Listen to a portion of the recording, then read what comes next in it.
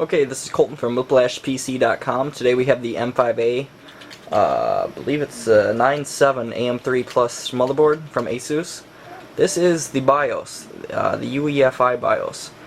I know what you're thinking. You're thinking that can't possibly be a BIOS, because that's what I was thinking at first too, but it actually is. I'm going to go ahead and try to get closer here so you guys can see everything. Shows the temperature of the CPU. It's virtual. It's almost like Windows, but it's not.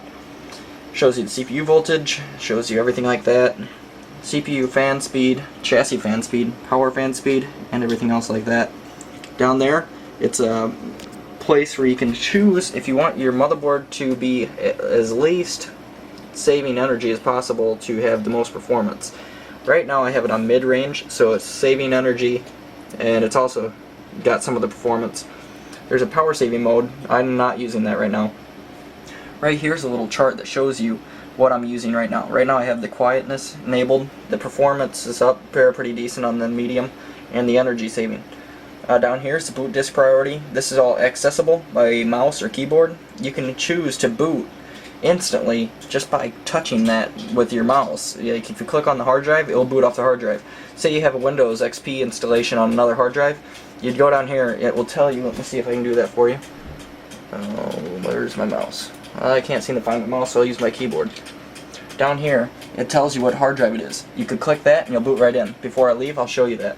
But up here, this is the basic menu. You can get out of here and go to Exit and Advanced. You click that. Now we're heading over here to Advanced mode. This is similar to the older BIOS, except for it's crazy.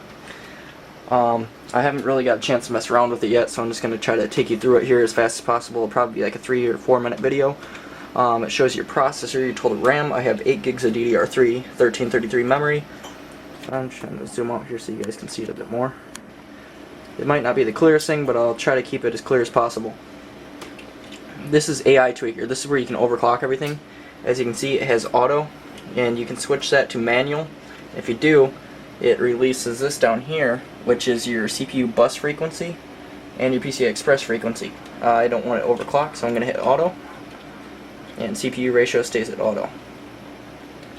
Down here, you just keep on rolling, and there's really just a bunch of voltage settings. It's like the older BIOS, except for it's crazy and new. This is the advanced settings. CPU configuration, cool and quiet is enabled on this one. And over here on the Northbridge setup, and we got the memory configuration. We can go in there for a second. On the memory configuration, we have break interleaving and all channel interleaving and whole remapping. Just a bunch of stuff I don't really feel like messing with, because I'm not 100% sure what it means and what it is. But as you can see, SATA 1 and SATA 2, they're all SATA 6GB ports, might I add. I have a CD-ROM and a 500 gig Western Digital hard drive. The USB configuration is legacy enabled. As you can see, it's just pretty basic. Don't want to keep you guys here forever because you guys can check this out later, but onboard device, it shows you that the USB 3.0 controller is enabled. The Realtek LAN controller is enabled. I'm not sure what an OPROM is, but that's disabled. And you just keep on rolling. ENP ready, or ERP ready I should say, is enabled. The monitor is the temperature monitor. Right now my CPU is running at 54C. Motherboard temperature is at a 33C. And it just goes down through the voltages and goes through that. Kind of losing my voice there. But on the boot lockup, boot up numlock state is on. I'm not sure what that is, but it just goes through a bunch of settings. Like I said, it's similar to that. This is where the boot option priorities is. You click that. You can choose whether you want to boot. Right now, I disabled my CD-ROM because I don't need it enabled on the boot sequence, and it still is enabled once you get in there. The Asus Easy Flash utility is still there. I'm not sure what that is. Oh, I guess it shows you what your memory is and what timing it is. But the Asus overclock profile, as you can see, you can save that up there.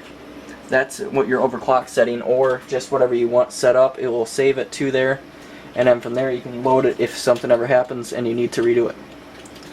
But I'm going to go ahead and discard changes and exit setup, and I'm going to show you that thing I was talking about, where you can choose what hard drive you want to boot off of instantly. It's a really nice BIOS. I haven't got too much testing on it yet, but I'm getting used to it, and it's completely different, so it's going to take some getting used to.